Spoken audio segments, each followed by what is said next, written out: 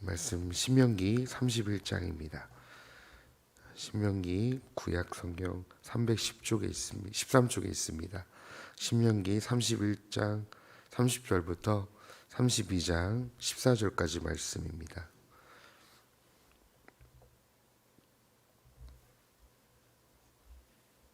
다 찾으셨으면 한 절씩 교독하도록 하겠습니다.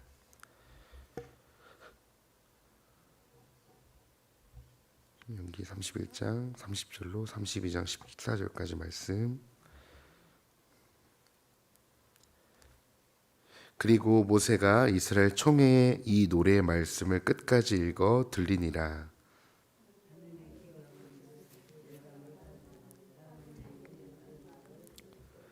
내 교훈은 비처럼 내리고 내 말은 이슬처럼 맺히나니 연한 풀 위에 가는 비 같고 채소 위에 단비 같도다.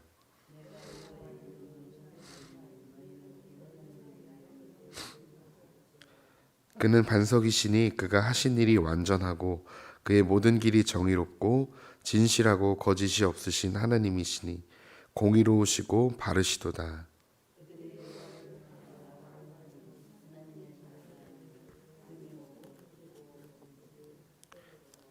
어리석고 지혜 없는 백성아, 여호와께 이같이 보답하느냐? 그는 내 아버지시요 너를 지으신 이가 아니시냐?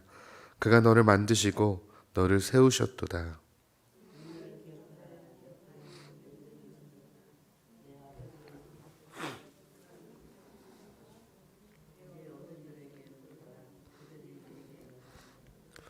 지극히 높으신 자가 민족들에게 기업을 주실 때에, 인종을 나누실 때에 이스라엘 자손의 수요대로 백성들의 경계를 정하셨도다.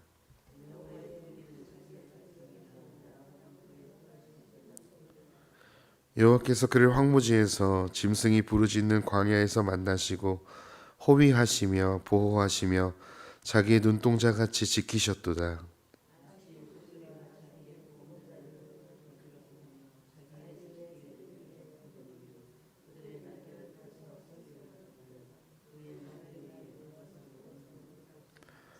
여호와께서 홀로 그를 인도하셨고 그와 함께한 다른 신이 없었도다.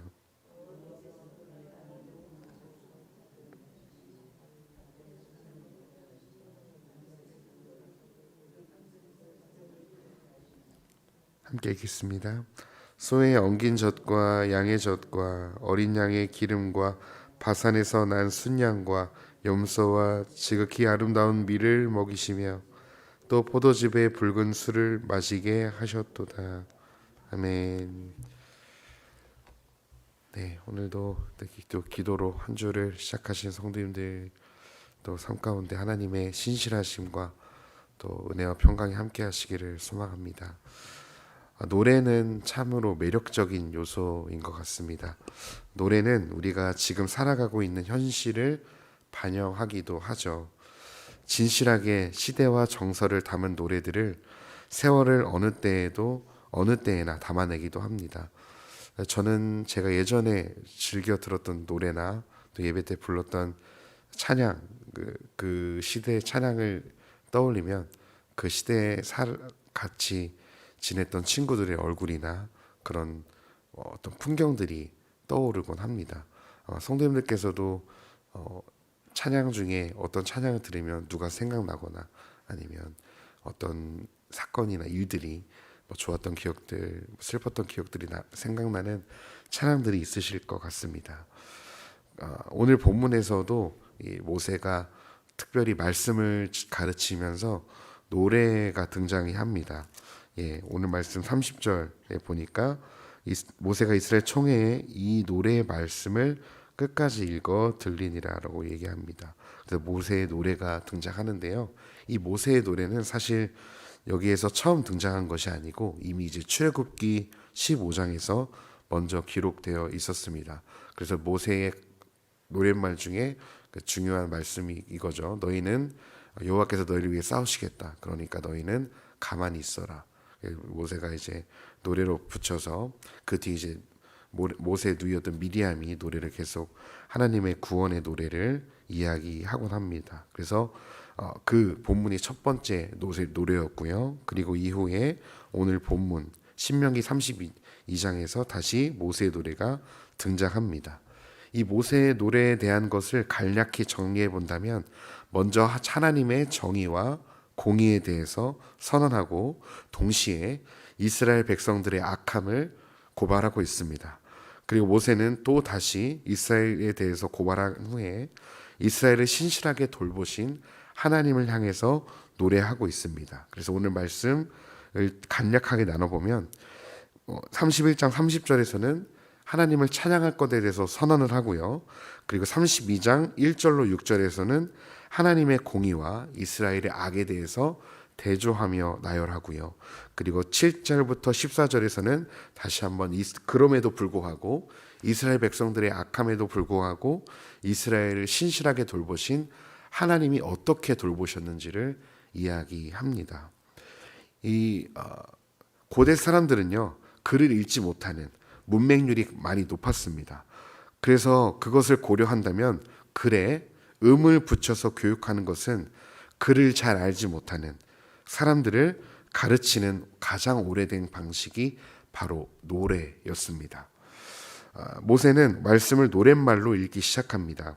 이 노래는 이스라엘 백성들뿐만 아니라 하나님이 직접 지으신, 말씀으로 지으신 하늘과 땅의 모든 만물에서 선포적 고백이었습니다. 모세가 선포하는 것은 다름 아닌 바로 여호와의 이름이었습니다. 모세는 이스라엘 백성들에게 여호와의 이름에 합당한 위엄을 돌리라고 선언합니다. 왜 하나님 여호와께 모세는 합당한 위엄을 갑자기 돌리라고 하는 것일까요? 왜 하나님을 찬양하라고 하는 것일까요? 모세는 4절에서 여호와께 찬양하고 그분께 위엄을 돌려야 할 이유를, 찬양에 대한 이유를 설명합니다. 4절에 이렇게 얘기합니다. 그는 반석이시니 그가 하신 일이 완전하고 그의 모든 길이 정의롭고 진실하고 거짓이 없으신 하나님이시니 공의로우시고 바르시도다. 모세는 하나님을 반석이라고 표현합니다. 그 어떤 풍파에도 결코 흔들림이 없으신 하나님을 표현하는 단어가 바로 반석입니다. 그 흔들림이 없으신 하나님께서 하신 일은 완전하셨고요. 그의 모든 길은 정의로우셨고 진실하셨으며 거짓이 없으셨습니다.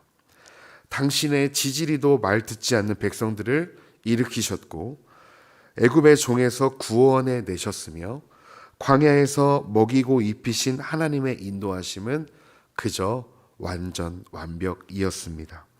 단 한순간도 하나님은 당신의 백성들의 인도하심에 실수를 하신 적이 없으셨고 오히려 실수투성이었던 백성들을 바꿔가시면서 완벽에 가까운 인도를 내셨던 분이 하나님이셨죠. 완벽한 인도였습니다. 온 백성이 그 하나님의 정의로우심과 거짓이 없으심, 진실하심, 완전하심을 이스라엘 백성들은 광야에서 40년 동안 목도하였습니다. 와, 우리의 하나님이 완전하게 우리를 인도해 내셨구나. 하나님의 인도하심은 실수가 없었구나 라고 그들은 40년 광야 생활에서 목도했습니다. 모세는 그런 하나님의 신실한 인도하심을 잊지 말라는 거예요.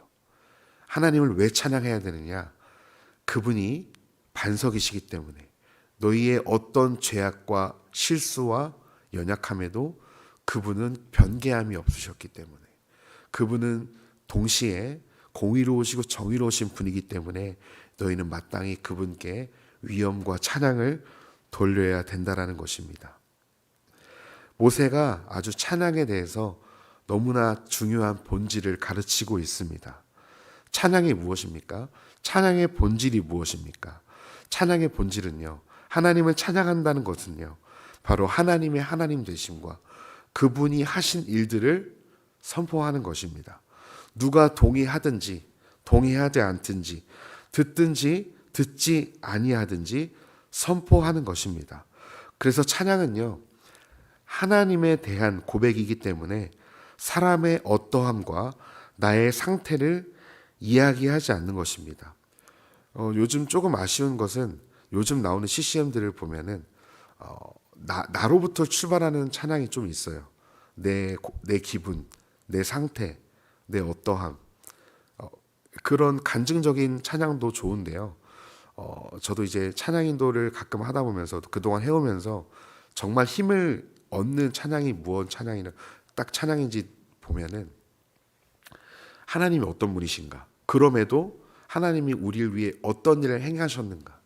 내 상태는 지금 하나님을 찬양할 수도 없고 하나님을 높일 수도 없고 하나님을 고백할 수도 없지만, 그럼에도 불구하고 지금까지 나를 신실하게 인도하신 하나님이 어떤 분이신가를 고백할 때 그 힘이 다릅니다. 그 능력이 달라요. 그 찬양을 하면서 나는 찬양할 수 없는 상황이지만 그 하나님을 고백하면서 우리에게 기쁨이 회복되는 것을 보게 됩니다. 그 찬양을 고백하면서 그 은혜가 다시금 내 안에 찾아오는 것을 우리는 찬양하면서 고백하게 되어져요. 그래서 가장 능력 있는 찬양이 어떤 찬양인가? 성경 말씀에 기록된 하나님을 음을 붙여서 고백하는 찬양들, 특별히 시편의 고백들.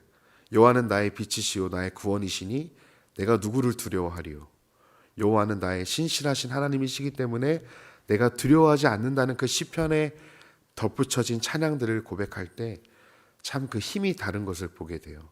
그래서 찬양의 본질은 바로 하나님이 어떤 분이신가, 하나님이 우리를 위해서 어떻게 인도하셨는가, 우리에게 베푸신 은혜들이 무엇인가를 고백하는 것이 바로 찬양인 것입니다. 그래서 성도님들께서 힘들고 지칠 때요, 외로울 때요, 무반주로라도 찬양을 하면요, 그 가사의 힘이 엄청납니다. 특별히 찬송가를 보면요, CCM도 너무 좋지만 찬송가를 보면 참 어찌 이런 고백들이 믿음의 선배님들이 하셨는지, 물론 하나님께서 주셨겠지만 그 하나하나 가사들이 정말 우리의 마음을 울리죠. 그리고 위로하죠. 그래서 힘들고 지치실 때는 가요보다도 어떤 내가 좋아하는 노래보다 찬양을 들으시면 정말 힘이 나는 것을 경험하게 될 것입니다. 그래서 찬양을 많이 들으시고요, 찬송을 많이 부르시는 성도님들이 되셨으면 좋겠습니다. 그리고 찬양을 하실 때 하나님에 대해서 고백해 보십시오. 하나님이 내게 어떤 찬양들을 주셨는가, 내 삶에 어떤 은혜들을 베푸셨는지를 고백하면서 나의 또 찬양을 기도로 올려드릴 때 하나님이 그 찬양을 통해서 우리를 만나 주시는 것이죠. 하나님은 당신의 백성에게 거짓이 없으셨고요, 신실하셨습니다. 그런데 반면 5, 6절에서 모세는 이스라엘 백성의 악함을 드러냅니다. 이스라엘 백성들은요, 여호와의 은혜를 망각했습니다. 여호와 하나님을 향해서 말씀에 불순종하는 악을 행하였고, 악으로 인해 흠집이 생김으로 삐뚤어진 세대로 전락했습니다. 지혜의 근본이신 하나님을 두려워하지 않고 무시했기 때문에 그들은 보나마나 어리석고 지혜가 없는 백성이 되어버렸습니다. 지금 모세는 아직 하나님 앞에 온전히 서 있다 할지라도 장차 그들이 가나안 땅에 기름진 것을 먹으며 아름다운 것을 보며 하나님을 잊어버릴 것을 너무나 두려워했습니다. 아니면 어쩌면 예상했던 것 같아요. 그들이 그 풍요함 안에서 하나님을 기억한다라는 것, 이 모든 물질이 하나님께로부터 왔다는 것, 보이지 않는 하나님께로부터 왔다는 것을 너무나 쉽게 망각하게 될 것이라는 것을 모세는 알았던 것 같아요. 그래서 이스라엘 백성들에게 너희가 악을 행하였구나, 삐뚤어진 세대로구나 라는 것을 보면서 지금까지 이스라엘 백성들의 모습과도 동일하게 앞으로도 그렇게 하나님 앞에 악을 행하게 될 것을 보면서 이제 이스라엘 백성들에 대해서 사실적으로 고백한 것입니다. 이스라엘 백성들에게 어리석고 지혜가 없다라고 얘기합니다. 6절에 보니까 지혜 없는 백성아라고 이야기하죠. 왜 지혜가 없을까요? 그들이 문맹률이 높고 많은 학식이 없었기 때문에 지혜가 없다라는 것이 아닙니다. 우리가 기억해야 될 것은요, 성경에서 말하는 정말 지혜로운 자, 성경이 말하는 지혜로운 자는 어떤 자인가? 단순히 학문을 깨고 수많은 언어에 능숙하며 학벌이 좋은 사람을 성경은 지혜로운 자라고 이야기하지 않습니다. 성경이 말하는 지혜로운 자는요, 하나님께서 자신을 지으시고 만드신 내 생명이 하나님께로부터 왔다는 것을 인정하는, 하나님이 창조주이신 것을 고백하는 자, 하나님을 인정하는 자가 정말 지혜로운 자라는 겁니다. 잠언 말씀에 의하면 지혜의 근본이신 하나님을 경외하는 자, 지혜의 근본이신 하나님을 두려워 떨어서 그분 앞에서 사는 사람들, 그분 앞에서 살기 때문에 누가 보지 않더라도 그분 앞에서 두려워 떨며 사는 사람들로 하여금 잠언에서도, 성경에서는 뭐라고 하냐면 지혜로운 자라고 얘기합니다. 저는 이 말씀을 보면서 우리 성도님들 뿐만 아니라 우리의 다음 세대 자녀들이, 성도님들의 자녀들이 바로 지혜 없는 자가 아니라 정말 참된 지혜로운 자들이 되기를 소망해 봅니다.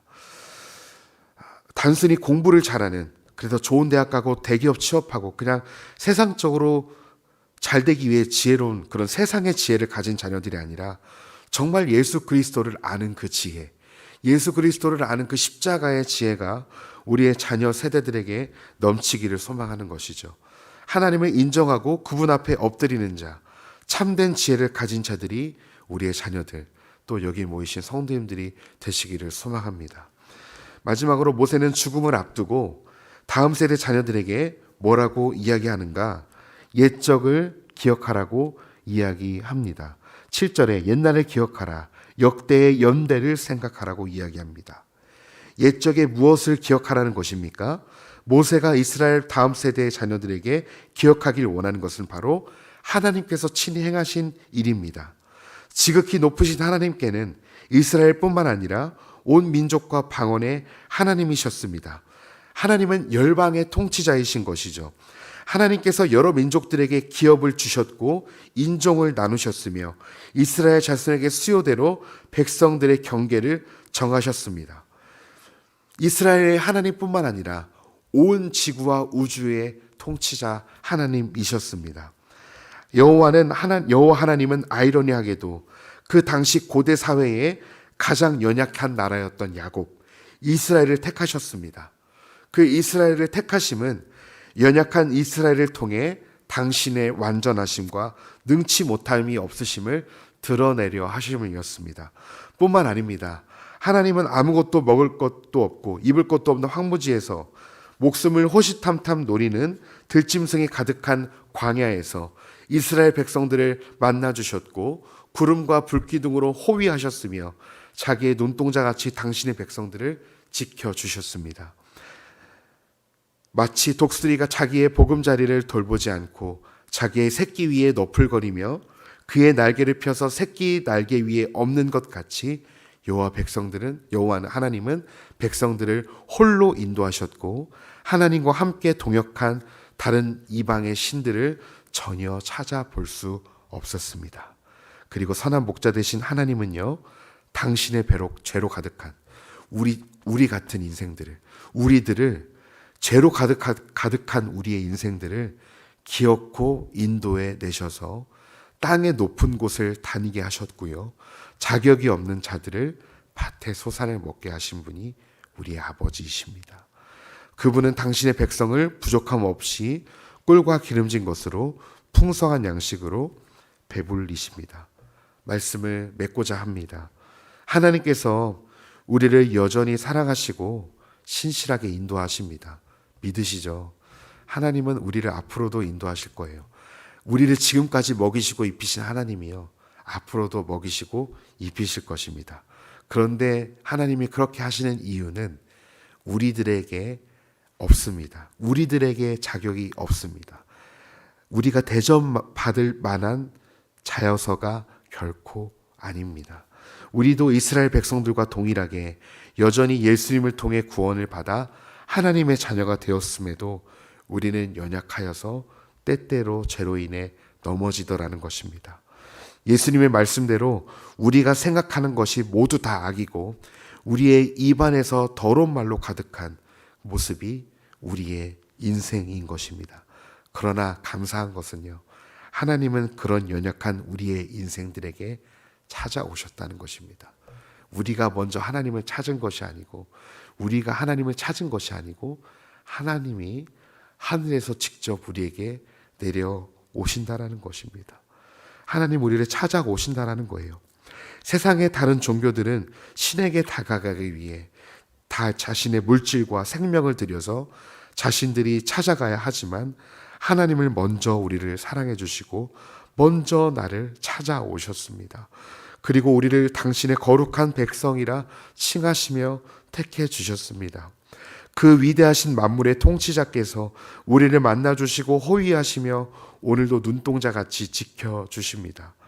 여호와께서 우리를 지금까지 인도해 가신 것처럼 하나님께서 우리를 앞으로도 인도해 가실 것입니다. 우리는 그분의 인도하심 따라서 순종하며 나아가기만 하면 답니다. 내가 가고자 하는 곳이 천국이 아니라, 물질이 풍성하고 내가 원하는 대로 이루어지는 곳이 천국이 아니라 주님께서 친히 인도하시는 곳이 천국이고 하나님 나라입니다. 하나님 거기 아니고요, 이쪽 길이요. 하나님 지금 말고요, 나중에요. 하나님 그때 말고요, 지금이요. 내 시간과 내 판단과 내가 원하고자 하는 그곳이 하나님 나라가 아니라, 오늘도 이해할 수 없지만 오늘도 나를 이끌어 가시는 그곳, 우리가 아까 찬양 불렀던 것처럼 주님의 인도하심 따라가는 그곳이 천국인 것이죠. 내 눈으로 보았을 때는 그곳이 광야일지라도, 그곳이 정말 주님께서 인도하신 곳이라면, 그곳이 정말 예수님이 있으라고 하신 곳이라면, 내가 있어야 될 곳이 바로 주님이 원하시는 곳이라면 그곳이 바로 하나님 나라인 것입니다. 예수님은 오늘도 우리에게 말씀하십니다. 수고하고 무거운 짐진 자들아, 다 내게로 오라. 내가 너를 쉬게 하리라. 나는 마음이 온유하고 겸손하니 나의 멍에를 메고 내게 배우라. 그리하면 너희 마음에 쉼을 얻으리니 이는 내 멍에는 쉽고 내 짐은 가벼움이니라. 삶의 고난과 일상에 지쳐서 쉬고 싶은 성도님들이 계십니까? 지금 삶 가운데 안식이 필요한 분들이 계십니까? 쉼은요, 자살이 아닙니다. 죽음이 아닌 것입니다. 참된 쉼과 안식을 얻기 위해 어디에 가야 되느냐? 예수님께 가셔야 됩니다. 예수님께 나아가 그분 품에 안겨서 그분 안에 사는 삶이 진짜 쉼이고 진짜 안식입니다. 시작되는 한 주도 주님의 인도하심 따라서 주님이 주시는 평안과 안식을 누리시는 성도님들이 되셨으면 좋겠습니다. 그래서 이번 주 한 주도 내가 원하는 곳이 아니라 주님이 인도하시는 곳, 주님이 있으라고 하시는 곳에 순종하셔서 주님이 주시는 평안을 맛보시고, 주님이 주시는 기쁨을 맛보시고, 주님이 주시는 만족을 누리셨으면 좋겠습니다. 하나님 말씀대로 살아갈 때 우리는 그 평안을 누리게 될 줄 믿습니다. 기도하겠습니다. 하나님 감사합니다. 우리를 인도하시는, 우리를 신실히 붙드시는 그 하나님을 우리가 신뢰할 수 있도록 도와주시옵소서. 우리의 힘으론, 우리의 결단으론 불가능합니다. 신실하신 아버지, 신실하신 하나님, 우리를 오늘도 주의 말씀으로 붙드셔서 우리 성도님들이 가고자 하는 곳이 아니라, 우리 성도님들이 이루고자 하는 것이 아니라 하나님이 가고자 하길 원하시는 곳에, 하나님이 이루고자 하시는 그 꿈을 오늘도 위에서 달려나가는 귀한 우리의 삶이 되게 하여 주시옵소서. 우리의 뜻이 하늘에서 이루어진 것 같이 하나님의 뜻이 땅에서도 이루어지는 그런 삶이 우리의 삶이 되어질 수 있도록 주님 은혜 내려 주시옵소서.